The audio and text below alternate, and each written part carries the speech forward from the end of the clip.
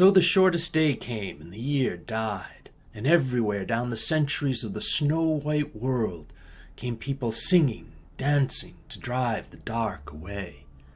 They lighted candles in the winter trees, they hung their homes with evergreen, they burned beseeching fires all night long to keep the year alive. And when the New Year's sunshine blazed awake, they shouted, reveling. Through all the frosty ages you can hear them echoing behind us. Listen! All the long echoes sing the same delight this shortest day. As promise wakens in the sleeping land, they carol, feast, give thanks, and dearly love their friends, and hope for peace. And so do we here now, this year and every year. Welcome Yule!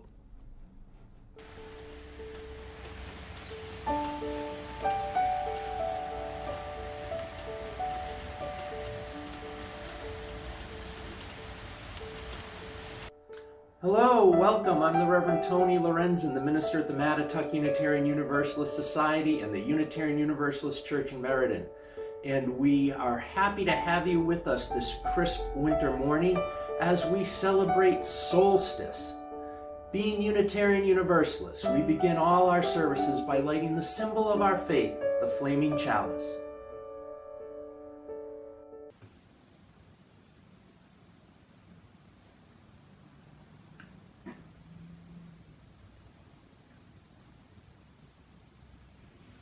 Week after week, Sunday after Sunday, we light a flame in a bowl, a goblet, a chalice. The flame returns every time the people gather. Whether you are there or not, the flame always will be. Should the congregation fade away, another nearby or somewhere will light it. In this surety, there is a symbol of faith, of truth, of light, of life, of love. Winter after winter, year after year, the sun sinks low on the horizon, as if it would take its leave of day and join with the night. But it never does. Instead, it slowly rises once again to light the long days of summer. Whether you notice or not, the sun will rise again, and the days will lengthen again. In this surety, there is a symbol of faith, of truth, of light, of life, of love.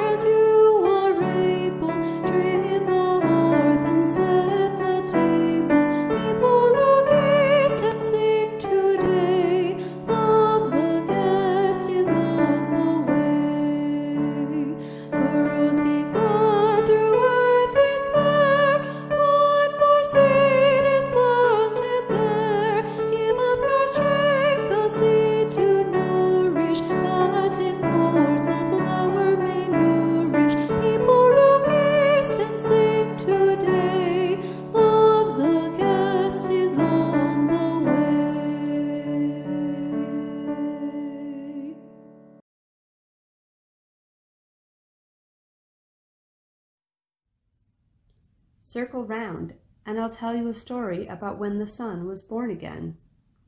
It was the middle of winter, and the sun had grown very old.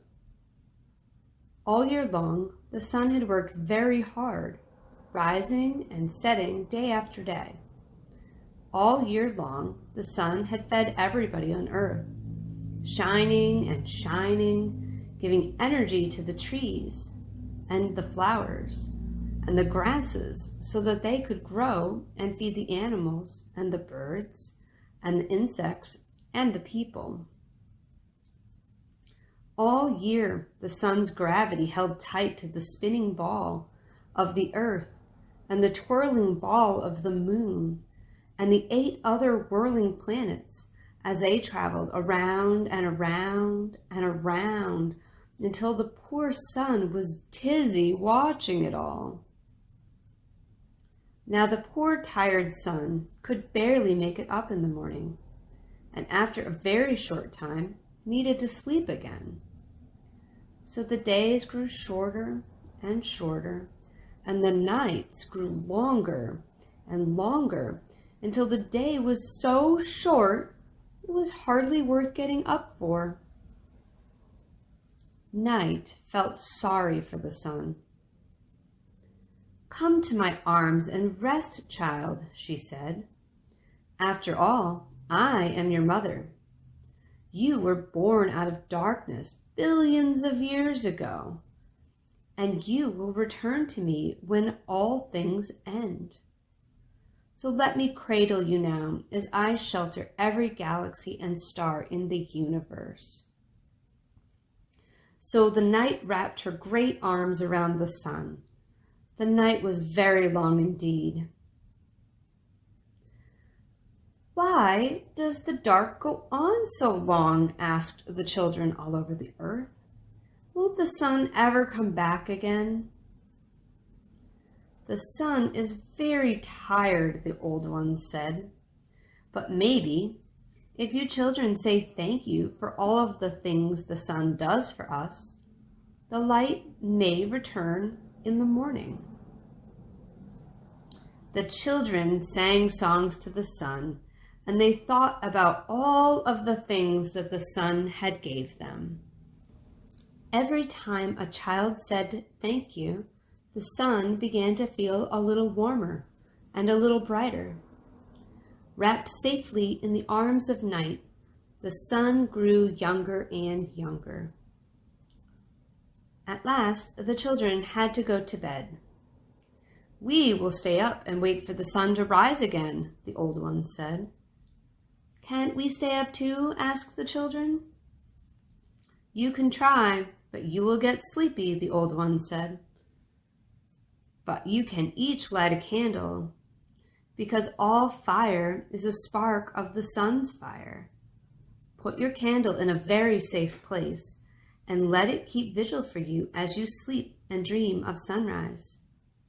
So each of the children lit their candles and put them in a very safe place, and each flame was a little spark of the sun's fire. And the sun peeped out from between the arms of night and saw all the little fires and began to feel warmer and brighter and younger still.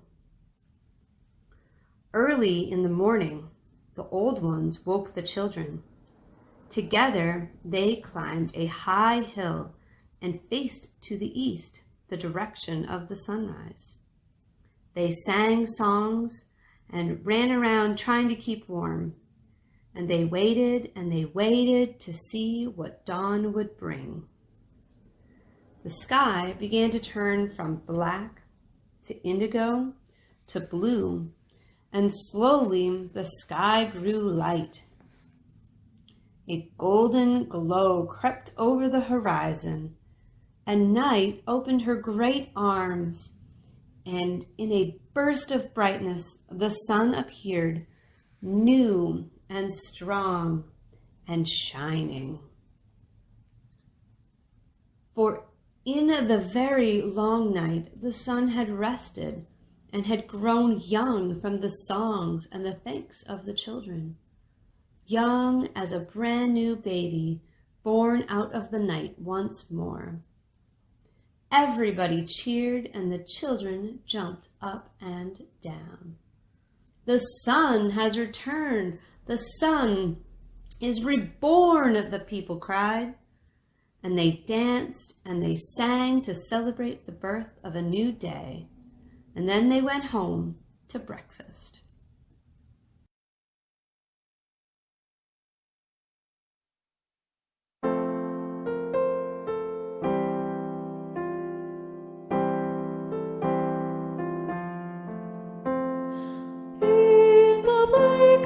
Winter, frosty winter.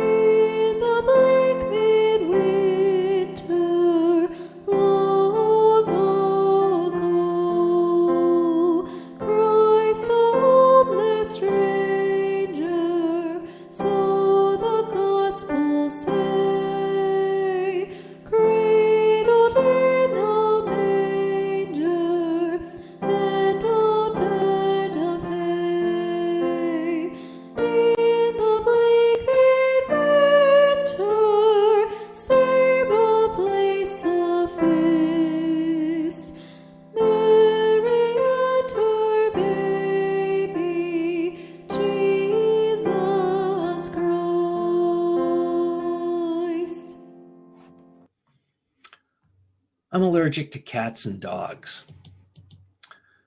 As most of you know, I recently got married, and my wife Tuesday has a cat and a dog. The cat Fiona and I inhabit an ongoing truce. We stay away from each other. It's like Cold War détente. The dog Pancake and I, however, have become good friends. For whatever reason, I am much less allergic to Pancake than I am to some dogs. If I don't rub my eyes after touching her and we vacuum the house regularly, it's not very bad at all. So I'm experiencing having a pet for the first time in my life in my 50s. I've fallen in love with the dog almost as much as with my new wife. Pancake has an interesting history. She's from Nepal. Tuesday's best friend and oldest friend, Corey, adopted Pancake while working in Kathmandu 5 years ago. Pancake was the daughter of a street dog who roamed the neighborhood where Corey lived. He brought Pancake home, and when he returned to Nepal at times for work, Tuesday would take care of her. About a year ago, Corey returned to Nepal on a more permanent basis for work, and Pancake was adopted into full foster custody right about the time Tuesday and I met. It will come to no surprise to dog owners and dog lovers that one adorable trait about Pancake I dearly adore is how she throws a one-dog welcome home party each and every time I return to the house after being away. I'm blown away by the pure joy and affection with which Pancake greets me upon every return. It's as if she had no idea I would come back. It's always a prodigal has returned welcome home party. Pancake has always been well loved, but she's also had to deal with moving away from her first home and having her owner leave her, albeit reluctantly, at regular intervals. Until last year, it must have seemed to the dog like he left her for good. So I imagine in her dog way, she feels dog anxiety that humans she loves might not return at all, and thus a home for the holidays welcome each and every time I get back. Pancake is just filled to the brim with joy at each homecoming. It's all too real for her that it might not happen. You know, it's easy for us to celebrate the solstice now with what we know about our solar system and our planet's orbit around the sun. The sun returns, it also rises, tomorrow's another day, the roll of one season into another, year after year, the steady march of long cycles, the mechanics of planets and gravity. But it wasn't always so. Our ancient ancestors had no guarantee the sun would return and the days would lengthen again. They observed it, they began to count on it, but they had no idea whatsoever was behind it the way we do. And thus the sun climbing higher in the sky and the daylight increasing engendered truly festive and grateful celebration. Solstice takes on a particularly strong meaning this year as we delve into the theme of stillness for December. For solstice actually means the sun stands still. From solstice to December 24th, if you watch the sun rise and set, it will seem like it rises and sets in the exact same place in the horizon each day. This is where solstice gets the name, sol setit. Sol is Latin for sun, and stetit is the third person perfect tense of the verb stow, which means, depending on usage, context, to stand, stay, anchor, or remain. Solstice is literally when the sun stands still. Living through a global pandemic with social distancing, isolation, quarantine, it seems like life has stood still in many ways for the better part of a year. As we reach solstice this year, there is a new federal administration on the way and a COVID-19 vaccination finally on the way. We are impatient for the metaphorical and symbolic, but very real return of the light to accompany the literal return of the light and the sunshine. This past year has been made worse by the Trump administration's neglect of fact and science and compassion. For the first time in our lives, it seemed that the way of good and right and love and kindness might not win. It became increasingly real that a democracy and our way of life and the constitutional rule of law we take for granted might not survive. All of a sudden, Adding to the frustration and fear of pandemic illness was the very real possibility the next day might not dawn. That winter wasn't just coming, but might last for years and not just one season. In the middle of the experience of pain and hurt and anguish and anxiety, it seems like life has always been like that, difficult and despairing, and always will be. It seems like existence itself is remanded into an internal limbo of misery. And yet, as soon as things get better, as soon as survival is ensured, as soon as we feel healed, it seems as if the improvement came just in the nick of time, that we would not have survived a moment longer in anguish and torment. This very human reality is what's behind the saying, it's darkest before the dawn. The first documented attribution of the idea that it's darkest before dawn is from the English theologian and historian Thomas Fuller from a 1650 work called Episcopate of Palestine and the Confines thereof, in which he writes, "It is always darkest before the day dawneth." Many Unitarian Universalists are like Mr. Spock. We are sticklers for scientific fact and logic. We know that the night is not darkest before the dawn, but actually darkest at the midpoint between sunrise and sunset. It actually gets brighter and brighter from midnight to the dawn in the same way that the length of days grows steadily from winter to summer solstice. And it most certainly seems that way now. There's a COVID vaccine, a more compassionate, competent administration on the way. There's a little more sunlight each day. We are getting better and brighter, bit by increasing bit. There are still some dark days ahead before the dawn. The incompetent handling of the pandemic at the federal level for so long will mean a true winter battle against the virus, even as vaccinations begin. And there's a new administration taking charge with the grown-up in control. And we are by no means out of the woods yet. A lot of damage has been done to our government, our democracy, our shared connection and kinship with each other as Americans. So, as the new day's sunshine blazes awake, we wake to the reality that although the light is returning, it does not mean that the darkness will be gone permanently. There is plenty of work still to do. I hope we take this opportunity to grow, not to go back to normal, but to create a more equitable and just society. For now, in the cold of winter, let us celebrate the return of the sun, the rebirth of a new spirit of activism for racial, economic, and environmental justice, the rebirth of community and compassion, not only the rebirth of the sun and the lengthening of days, but also a true renewal of the spirit.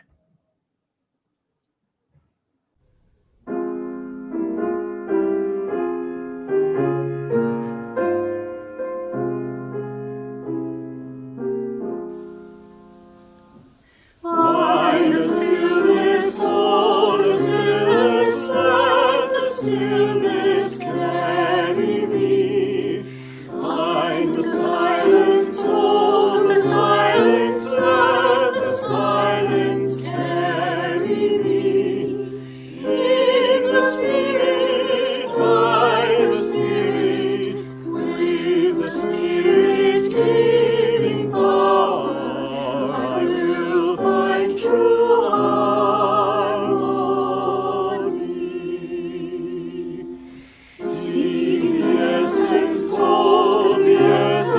Let the essence carry me.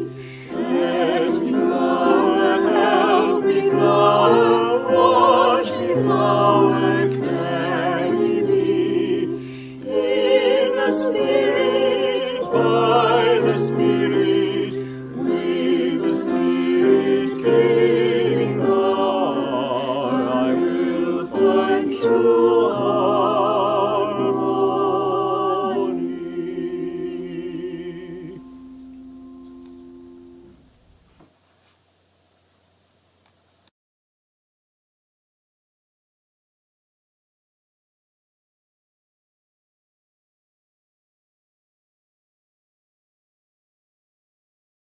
This week, we want to congratulate Ed Edelson and Jan Dow for recently publishing books to Amazon.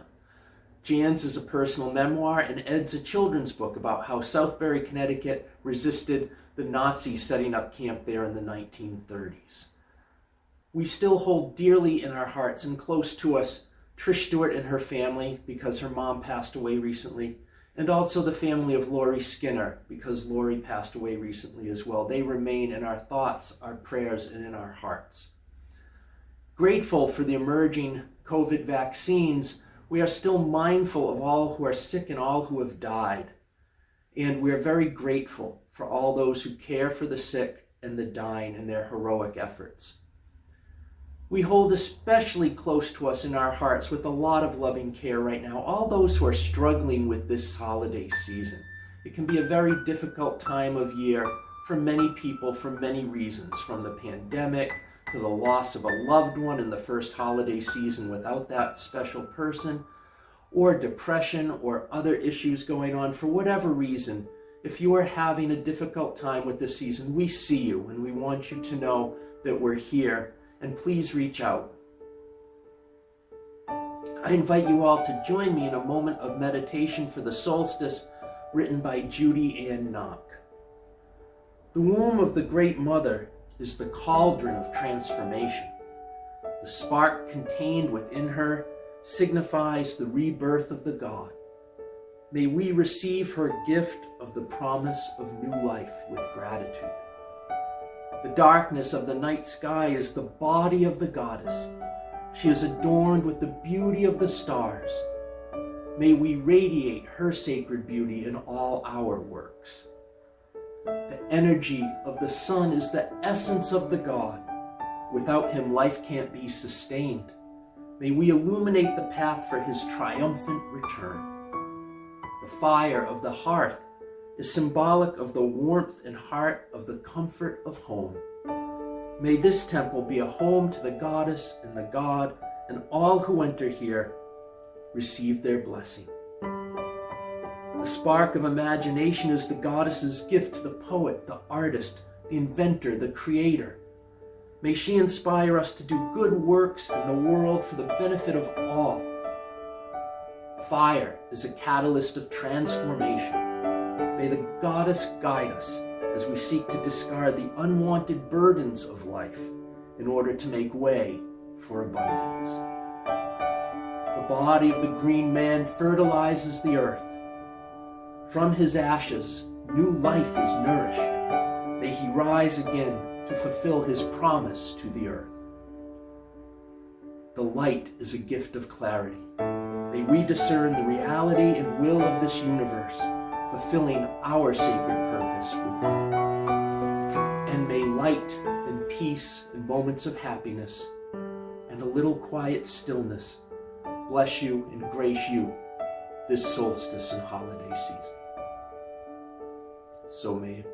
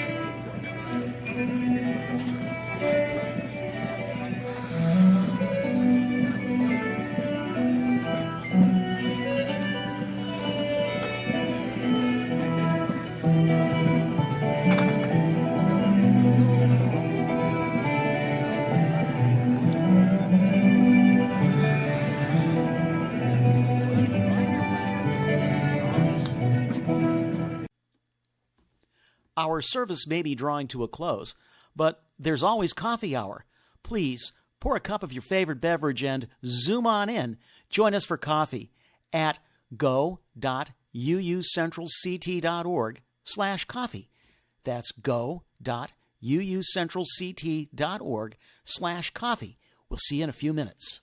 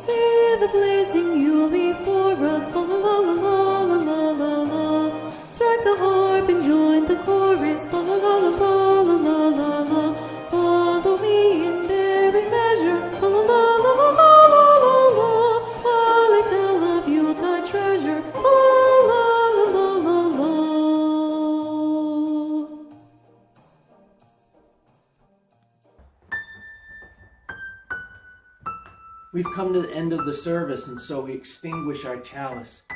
But we take that light with us and hold it within our hearts. That light that is symbolic of the triumphant return of the sun and inspires us to hang on, have courage, have hope, wait for the morning when it seems dark, trust in each other, and trust in love. Go in peace, holy ones. We'll see you here on Christmas Eve.